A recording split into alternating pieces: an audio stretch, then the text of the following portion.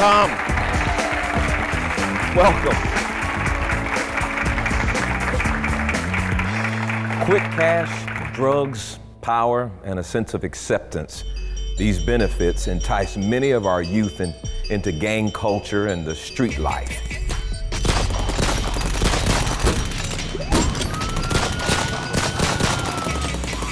It's a lifestyle filled with violence, betrayal, and eventually long prison sentences, or worse, death.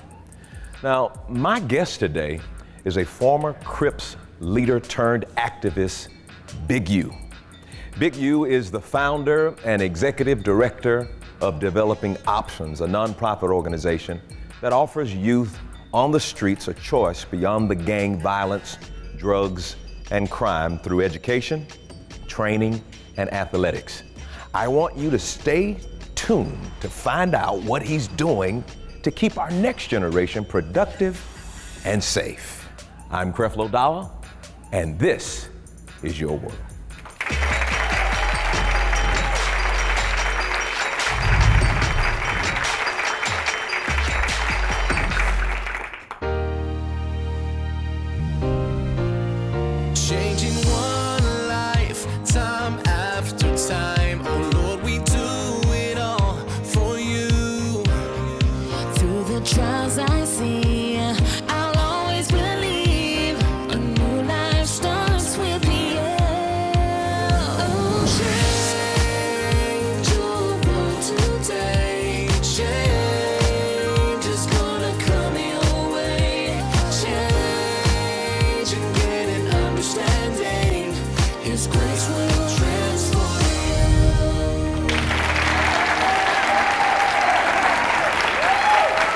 My guest today has made it his mission to empower our communities to strive for a safe and thriving environment for our youth. Eugene Henley, better known as Big U, founded Developing Options to create viable solutions for our youth who believes that the street life is the only life they can have. Please help me welcome Big U to your world. Yeah. Finally. Good to see you, man. Good to see you. I am really looking forward to this talk today. This is an interview that I'm excited about. Your story, it's thrilling. It's a book, it's a movie, and it's a docu-film. Right. And I'd like for you to take this moment now and take us into your world. How did it begin? Go all the way back to teenager. How did you get involved in the streets and in the gang life? And then we'll go from there. I was born and raised in South Central LA. My mother had left my father at an early age when she moved from Chicago to move to LA. Not knowing him and the difference between my mother and my father. Then, growing up as a kid who didn't have that family unit. Sure. And unfortunately, I was introduced to drugs through my family. So it was different for me because most of my uncles come from the gang life. It was when the Crips was being started in '69. We moved towards the west side of LA, which became the rolling 60s in the Crenshaw area. So you were there in the foundation and the beginnings of it, right? As a baby, yes, Yeah. I was there before it even became Crippin', before the Crips came and then eventually the Bloods came. I was there young. Around about 1979 is when it really got crazy in LA. And it went from just people saying that they were, Crips or gang members, and it became a lot more violent in '79 after the Crips started fighting against each other. So what was the event that turned your life towards that? In junior high in the 7th grade, I had got jumped actually by a rival gang, which became a rival gang. I wasn't actually in the gang atmosphere. I was still playing sports and still entwined and trying to do other things. And coming from school, I had got jumped by, which would eventually be the A-Trade gangsters, because they assumed I was a part of the rolling 60s. And so when that started going in, and it changed me, it changed the way I looked at it. So they eventually made me become their enemies. And I'm like, okay. And so that really changed it. It changed it for me and it changed it for my family. And so it became us versus them, and we kind of spiraled up from there. And they're doing robberies and just basically trying to do anything to them to hurt them. And I say come about 6 months into the school year, that's when Tyrone got killed, which had the most impact on Los Angeles, on LA culture. So who was Tyrone? Little brother, Big Rick, who was a shot caller for the Rolling 60s at the time. When he got killed, the violence in LA just took off. Maybe inside of a year's time, it was maybe 20 murders, and that had never happened. And you're talking about young people aged 13 to, dying at 13 to 16, and it was young. It was it was amongst the younger people, because the Rolling 60s at the time was a very young gang compared to the gangs who were already going. And it wasn't no real leadership, it wasn't no real structure. It wasn't nobody saying, no, don't go do this, don't do that. It was more everybody, it was an arms race. So about 82, 83 is when crack cocaine hit. And crack cocaine ushered in more money and more money, drugs, and guns. So the violence went from guys using 38 specials or putting zip guns together to having automatic weapons. So when the cocaine came into the city, the guns came in also. So in LA, the expectancy of life changed. We were always talking about, if I make it to 18, if I make it to this age. I got kicked out of California in 82, 83. I got incarcerated, me and a couple other guys, for a lot of other things, and they couldn't find us guilty on those things, but they wouldn't release me back to California. So they made me go to Chicago to live with my father. It was my first time meeting my father. And how old were you then? 16 years old. I was 16, about to turn 17. It was my first time meeting him. I was petrified of him because of what I had heard from my parents, my mother and my mother's side, about who the man was. When I did good, I was her son. When I did bad, I was his son. So by the time I met him, I had already been shot 2 times. The first time I got shot, I was 14. Second time I got shot up, I think it was when I went to Central Juvenile Hall, I had just got shot. So, but I was already in the streets, and he had came and got me out of Central Juvenile Hall. The judge released me to him to take me out of town. So my mindset was already in a bad place. But when I met him, I had learned about owning my own business, because he owned his own construction company and he worked for another construction company. So he was good for me, but if I'd have met him earlier in my life, I think I would have been a different person. And I think that's the story for a lot of the youth right now, and the importance of having a father in the home, or a mentor, or somebody that can pattern life for you. It's one thing to get counsel from people, and that's good. It's another thing to have the pattern, something that I can see, something that I can be exposed to. And you said just the time that you spent with him, it made a difference in your thinking. I mean, he made me want to only work for myself. He gave me a work ethic. Even though I didn't follow what he was doing then, and as I got older, I was able to go back and look at the work he did, and then appreciate it. When I got to prison, because I wanted to go to prison, which was different than most people. So how long did you stay in Chicago before you got back to South Central? I actually snuck back to South Central LA. I stayed there for almost 2.5, a little bit longer than 2 years, because I couldn't come back. If I'd have came back, they would have arrested me. While I was gone, the violence was creeping up higher and higher. 84, my cousin got killed. And he was in LA? He was my LA? older cousin in LA. So it was basically like the homies like, you need to hurry up and come back home, because in our mind, we in a war. And so you ended up going to prison, and I think you just said you wanted to go to prison? I had wanted to go to prison because it was about, like I tell kids today, that we follow the most ignorant person in the pack. That's the gang culture. Wow, did y'all hear that? and that's what's wrong with us. So prison to us in the streets was like a rite of passage. It was like, don't go to prison, don't get raped, don't tell, come out strong, you're gonna get a party, you come home, and you're gonna be celebrated. So, ready for my turn, wherever I go. I didn't want to go for a long time, but I want to just go and prove myself. What was the sentence, the longest sentence that you got? 23 years. They actually sentenced me to 56, but I had to fight that down to 23. So, And during that time, did you ever spend any time in the hole? yeah, I did 3 years and 9 months in solitary confinement. Explain to us what the hole is. Well, it's the only time I ever been scared in my life. Well, I thought I was gonna go crazy. Let me say this. I don't know how to explain it to you other than that. It was the one time where I feel like I didn't have no control. It was the one time where I was able to remember everything that had ever happened, all the things I had did bad in my life. Because you were by yourself, right? I was by myself. 3 years and 9 months. Yeah, for 3 years and 9 months. But it's the first 60 days that's the worst, because you don't have nothing. They don't give you nothing, and then because of my reputation with the guards, they was even worse on me.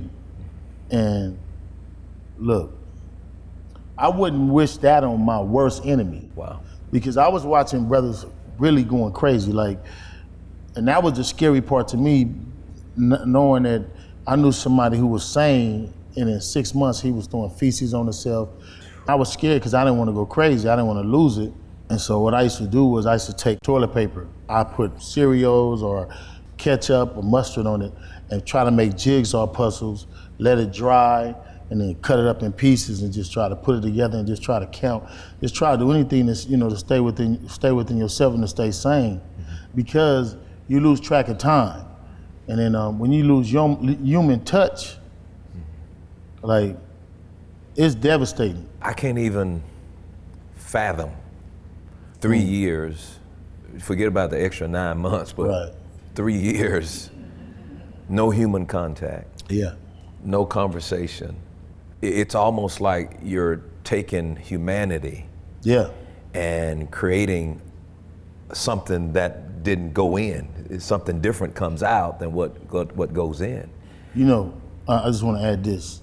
This is because in the first 60 days, what really was the small things that you lose contact. When you sitting there and you have to not shower, you can't wash, and then I think they gave For 3 years? no, just for the first 60 days. Okay. Well, I mean, for the first 60 days. Yeah, that's. And then when we was getting a shower, you get a timer, and they put the timer on. It's a 3-minute shower. Yeah. And then when they come get you and lock you up, and chain you, turn around, and they walk you to the shower. They put the timer on. Now you gotta shave and do whatever you gonna do. You got 3 minutes. Now timer stop in 3 minutes. They're gonna be at the cell. If you're not ready to handcuff and come out, then they gonna push the alarm and they gonna say that you're resisting. Now you going to because they have to train you. They have to train you to move on their time. So, I mean, they put you in the conditions to make you not want to go back. So, I'm thinking about, would you agree with me that it had to be the grace of God to get you through all of that? wow. And then, yeah. To be able to. No, it definitely was. And it was definitely me being able to go back and read. And it was crazy because I was able to memorize the chapters of the Bible. And that's where my mother kicks in, because I was raised in the church. So with everything that you had to go through, tell us about the revelation. Where was the place? What was the time that you really got a hold of that something needed to be done, and how God would use you to get it done? While I was in the hole, I think a sergeant I went to the shower one time, and a sergeant and the captain came to me and said that a guy in the next cell block said he know you, he recognized you. And he said that if I come talk to him, I let them talk to him, he'll take a shower. So he said, well, if you talk to him, we'll start letting you go to the yard more. And I'm like, all right. So they took me out and they put you in these stand-up cells. And when they bring the brother out, it's blue. And I'm talking to him, but I can't recognize him because the hair grew so long and matted, and he had such an odor on him. And I'm trying to get to him, and he finally said, I'm blue, this is blue. And I'm looking, I'm like, man, what happened to you? So you knew him? I knew him, but I couldn't recognize him, and he was smelling so bad from the feces. And I was like, what happened? And then I couldn't even talk to him long. And I'm like, look, you need to go clean up and all that, and then we'll come back. And I asked him to come, let him shower up. But when I got back to my cell, it had dawned on me that he had been free. And I was thinking like this is what I'm gonna go home to. So, and I should do so much reading, and I was thinking that my mother used to always ask me, like, what are you gonna do to make a change in the world? I felt like I didn't wanna go back home and be known as the villain, as the bad guy. And reading, because I should study theology. And I was trying to find a way to how I can come out the belly of the beast and help people. And then I was looking at Blue, and I'm like, he had just been home, and he only been in the hole a year. And what was there out there for him? And I wanted to be able to save people, and my mother to be proud of me.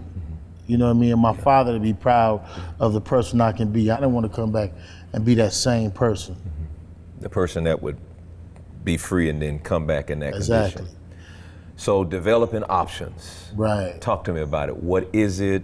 What is it designed to do? And up to today, what has it accomplished? Well, Developing Option was a birth child of mine, and what we want to do was reach the youth and impact gang violence. My whole sole purpose was to impact the gang violence in LA. What can I do, and how can I help to stop our kids from killing each other? So when I was in prison, I used to hear about my partners doing sports programs, and then I was trying to figure out what was lacking. So I had an idea with what the city was already trying to implement in the gang program, to say that let me come home and bring the different gangs that's warring with each other together to where they have to work in the same organization. So what I was doing with Developing Option is not new, and it's not a new program with gangs, but the way I went and did it was different. I've been home 15 years now. The gang violence in LA is the lowest it's been since 1967. Wow. That's You know awesome. what I'm saying? Yeah. Yeah, that's awesome. Yeah. And Crippin started in 69. So we're actually lower now than we were when Crips started. So our violence is down that low, and it's not due to incarceration or anything else other than the communication between the gang leaders. It was more of a people who respected me getting involved. Because before I came home, most dudes who were OGs would not get involved in the gang intervention program, because they didn't respect either. They didn't believe that the police would be right with them, or it'd be a setup, or just mistrust. So what was the biggest thing is when I came home and got involved in it, and the guys who had respected me throughout the streets and seen that I was doing it, then they were more ready to get involved in it. So then that gave me the ability to be able to reach out to certain guys in different areas. So like right now today in hip hop, I do a lot of work with the hip hop community. I was instrumental when I came home in making Suge and Snoop squash state beef. And then that's what happened with the gang banging in LA.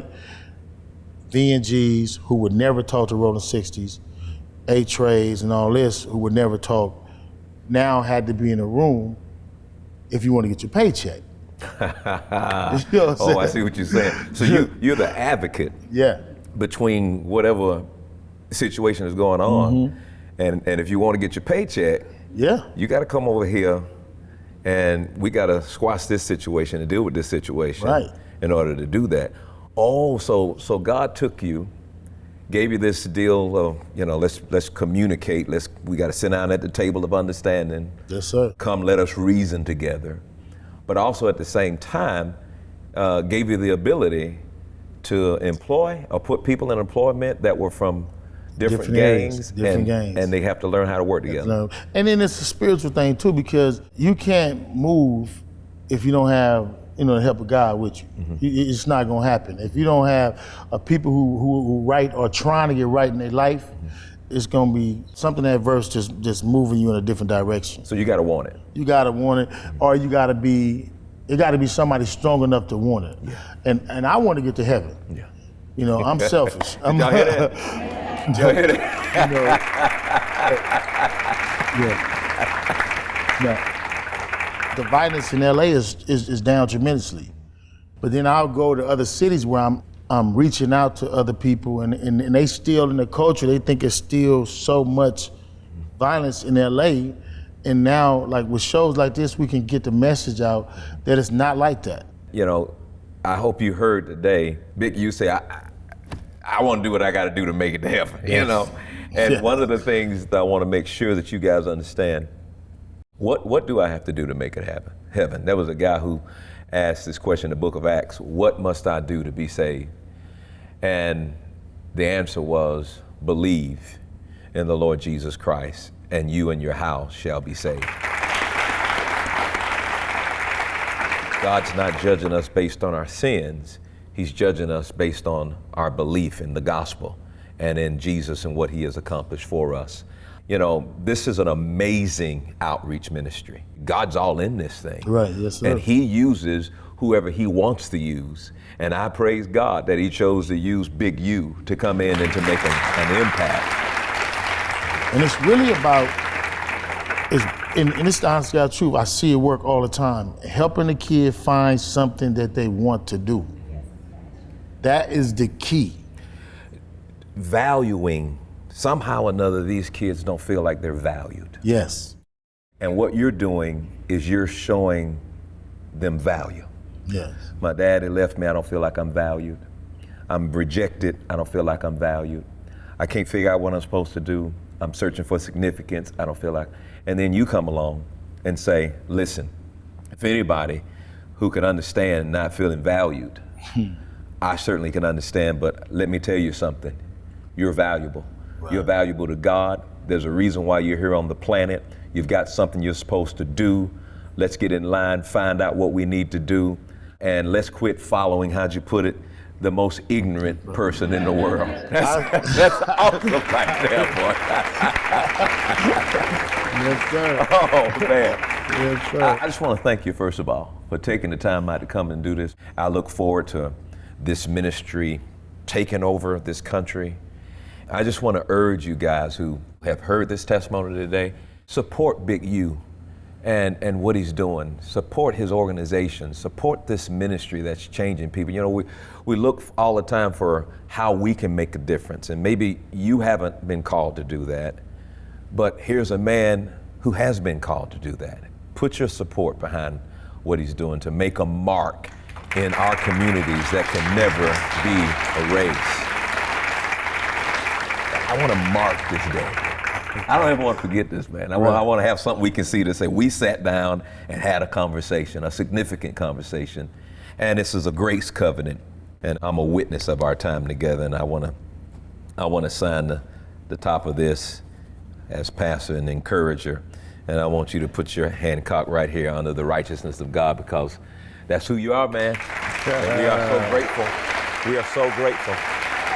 Don't you appreciate this testimony and this life and this ministry? It's amazing. It's amazing, man. So many of our kids feel like they have no option left but to join gangs, to get arrested, and eventually spend time in prison as if it's a rite of passage.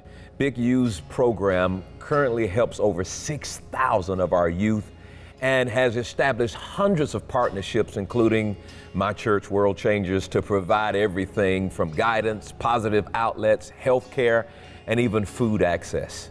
Many of you watching are asking, how can I help? Well, start today by taking action. Get involved, volunteer, find young people to mentor, and most of all, commit to being an agent of God's grace.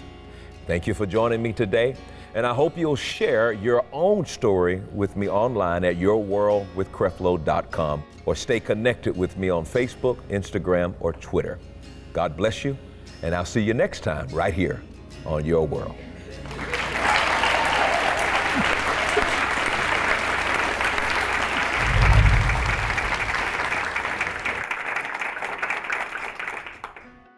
Today on Your World, you met Eugene Henley, better known as Big U, who founded Developing Options, a nonprofit organization designed to create viable options for youth who believe that the street life is the only life they could ever have. Big U serves as an inspiration. He turned his own life around, transforming from living the street life as the leader of the Crips to an activist and beacon of hope for our youth. And Creflo Dollar wants you to realize that within you is that same beacon of hope, designed by God to influence and impact those in need around you. Creflo Dollar has put together a collection of materials you can receive right now that will help set you in motion to be the guiding light for others. His 2-CD series, The Power of Influence, will show you step by step how to tap into the realm of influence you were meant to have to guide others to their full potential in Jesus Christ. Are you ready to step up and receive the mantle of power and grace He's planned for you? In Creflo Dollar's 3-CD series, God's Plan for Your Life, you'll learn just that. How to access your own potential for inspiration and influence, and how to achieve the best life God has for you. And as another bonus, you will also get the uncut interview on DVD from today's show. You only saw a small part of the interview between Creflo Dollar and Big U. Watch the entire conversation and learn how to influence others and become that beacon of hope you were always destined to be.